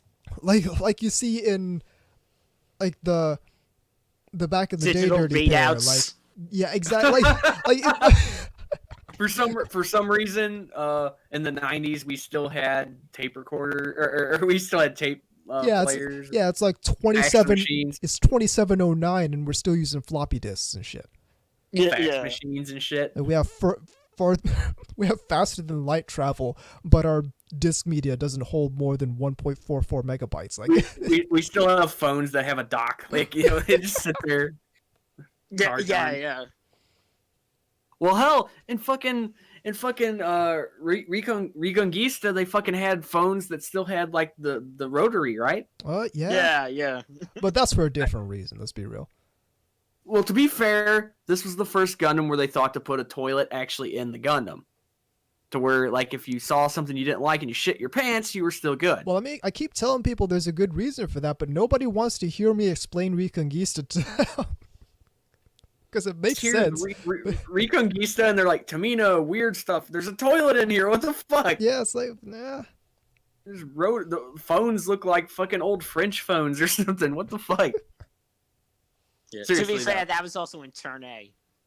True. Yeah. Yeah. Which That's again just is a Tamino. different reason. Let's be honest. That's Tamino. Well, it's like It's 2709, but we went through like back to the Stone Age a couple times. So I was gonna say not just once, but a couple times. I think. I wonder if there's a term. Okay, you know how there's like, then I will get to mine. You know how there's like steampunk, which is you know Victorian era, and you know how there's like diesel punk, which is like, around like the 40s. And then there's 30s, desert 40s. punk. Yeah. No, there actually is a desert. Yeah, punk. there that is actually desert punk, solar punk, cyberpunk. What I want something that's like the 80s. What would be the 80s, but not cyber? Don't say cyberpunk. Yeah, it wouldn't be it wouldn't necessarily be cyberpunk. What would that be? Reaganomics punk. Consumer punk? I don't know. Like Bubble like punk. I said, 80s up until the Reaganomics. mid-90s. Yeah, it's like, what if the bubble era just went on for like 2 centuries? Exactly. Okay, there you go. Something like that. I actually want to see about seeking out this sort of media. I'm not sure. Like, I don't think we have a whole lot of that outside of like sci-fi anime from the 1980s. But I'd love to see something new. It's very that peculiar. does that. It's like, okay, It's very indicative of a very specific era in and of a very specific place on the world. yeah, like I said, digital LCD screen digital readouts. No, liquid crystal. Yeah, oh well, that's what LCD means. Yeah, most common denominator. Oh, hey, LCD screen digital readouts. Every other screen is a CRT. Right. Monitors are still huge. What was it? Phones are big still. Floppies. Floppy disks. Computers make noise. Yeah. yeah, like it sounds like fucking like some sort of weird auto fire. Right. Or Lasers all go pew pew. Yeah. Well, Pew pew. You could sort of see that in like 80s, somewhat 80s. Like, you just watched less Elgaim again. Well, there you go. Well, it's like Yeah, but I'm talking about, like I said, something new, but right. aesthetic But wise. you know what? You know what's a perfect example of the difference between the way that was portrayed in the 80s, early 90s versus later is the difference in the bubblegum crisis deals. Because you had the original OVAs, and then you had Tokyo 2040, which is totally different and does not feel the same at all. And yet they're both bubblegum crisis, and they both are the same kind of ideas, but one portrays it very differently. And it's indicative of its time, of course. And obviously, I like the old one more. No offense to anybody who's actually a fan of the one that ADV had. And the theme and the ending theme song will be "Plastic Love." All right. I was gonna say something so off base here that would have been really bad. Like if you're thinking of ending songs that'd be inappropriate, I've got a bunch. Because you know how No, Stardust because Memory that's the perfect no. Because there actually is a term called city pop.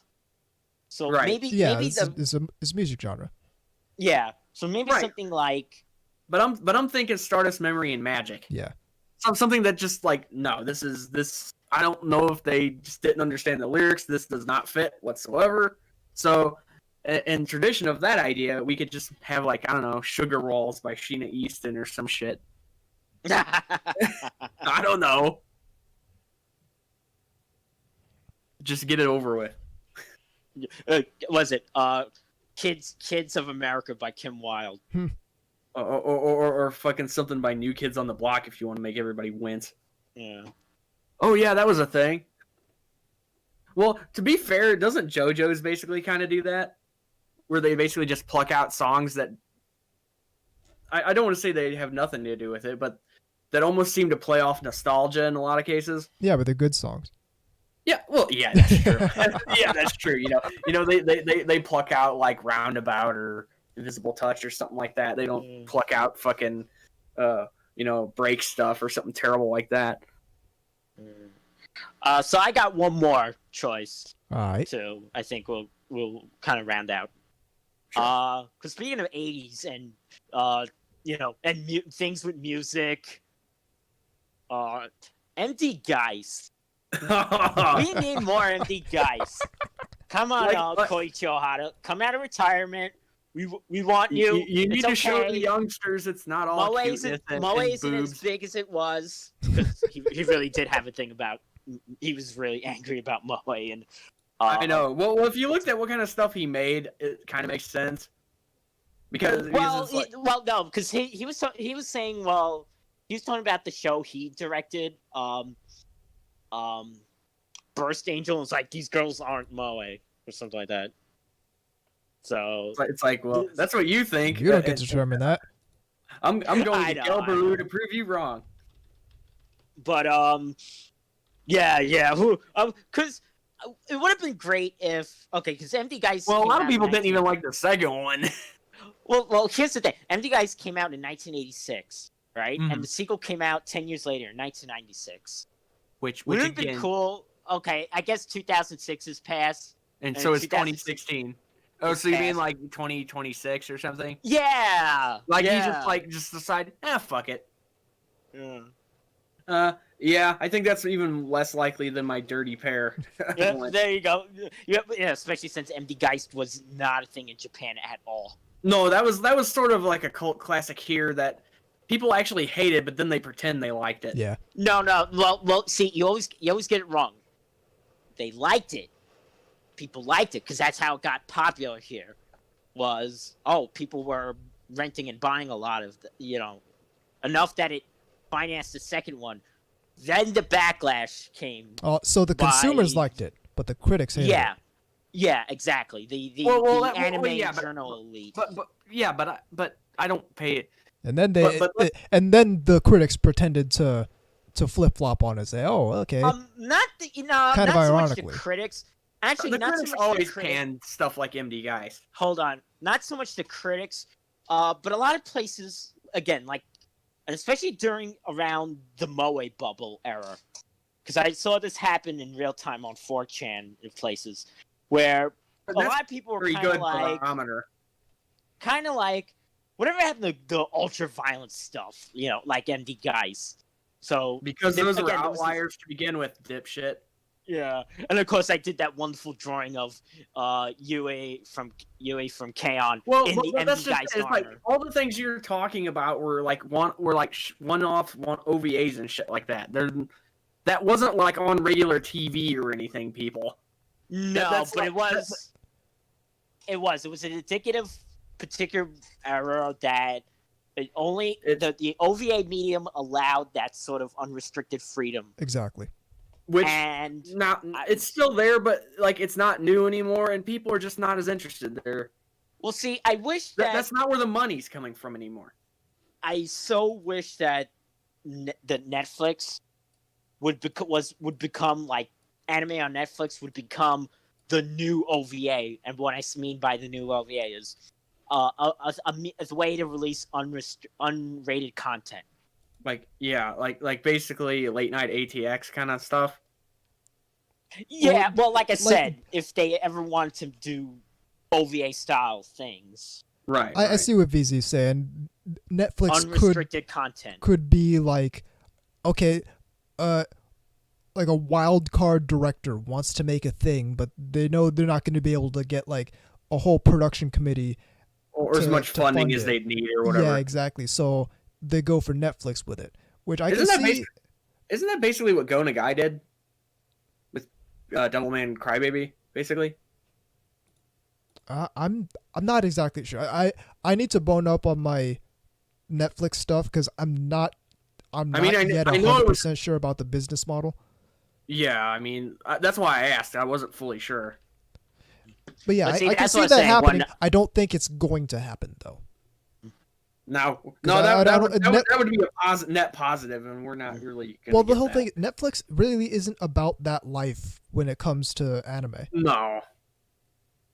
Say again, I wish that there was a thing that was like, or even like the OAD or no net anime, like right. ONAs, yeah.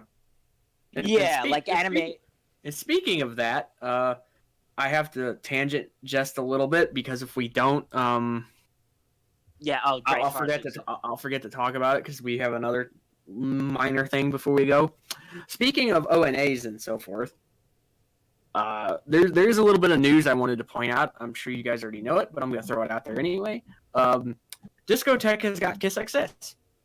Yes, yeah, they do. I was surprised about that. I was like, holy shit! It's the OAD version. Yeah, I know. Yeah. That's what I was even more surprised by that. And I actually exclaimed in front of Amos and Derek. I go, I don't even give a fuck if Biden's president. I got the incest anime. It really was one of those like, this would never come here. Oh, it is. And it's like, holy shit! Of course, and then of course there was like the apologetics for it. No, of course. Like from Savakis, it's just like I don't actually like this show. Which is like the only. It's like, why did you even just open your mouth? Why didn't you just be quiet? You don't have to say that. You don't hear people coming out here who work on like giant robot anime be like, actually don't like this. I really actually don't like this stuff, but sure, here you go. It's sure to make some people happy. Like the only reason people can say that shit about ecchi anime is because it's not ecchi anime is the only thing where it's okay to have a weird thing against. Yeah, because it's like, oh, it's skeevy. That's it, yeah. Or just whatever nasty derogatory term you want to have. But not so much that Discotheque doesn't want that money. Hey, cash rules everything around me. Cream, get the money. Dollar bill, y'all. Let's take care of this question. Sure. So this is coming from Burgermeister in the RSC. This is a bit off topic, but what would be the best way to get fans of newer anime, think 2000s and 2010s anime, into older anime, pre-2000? I know some people are taking this the wrong way, acting like assholes who try to shame others. Ooh, okay.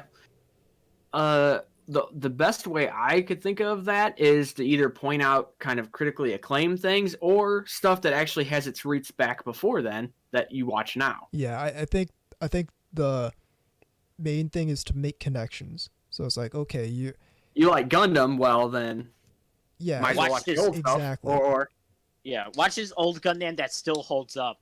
Right, you like the new Bubblegum Crisis, go watch the original one. Or even like, okay, you like Gundam.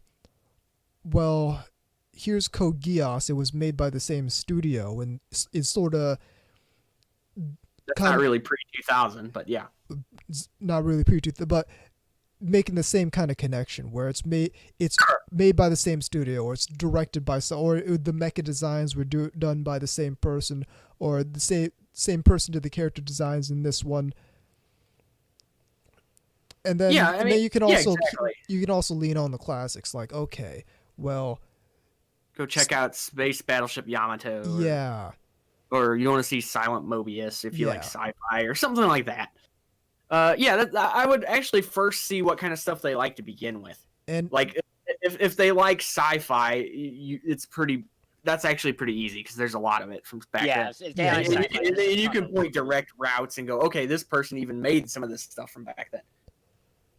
Or I mean, like if they like something that's a little more, I don't know, like if they like something that's a little bit more modern, like Haruhi or something, that one might be a little trickier. But you could always say, I don't know, like Love Hina maybe, or Love Hina's what Tenchi Muyo. What immediately Tenchi Muyo came would to my probably mind be a little bit was more. Tenchi Muyo. I would also say, even though I actually never watched it, but I know it's acclaimed and something I should check out someday. Kimaguri Orange Road. Yeah. Same here. Okay. Yeah. Even older. That's a good one. Plus it was made during the age where you could still show girls smoking, and a non. Yeah. So. But so, and one thing that I think is left out when talking about getting people in, like getting newer people into older anime, is it's necessary to be able to put it into context for them. Like you need to be able something to like explain, okay, so like this is where it connects to the stuff you've seen, or like, okay, it's from this era, so it's gonna be different from what you might be used to in such and such ways. So they don't Politics are still going on. like, yeah, well, so they don't get into, like, they don't come off of, again, I don't know.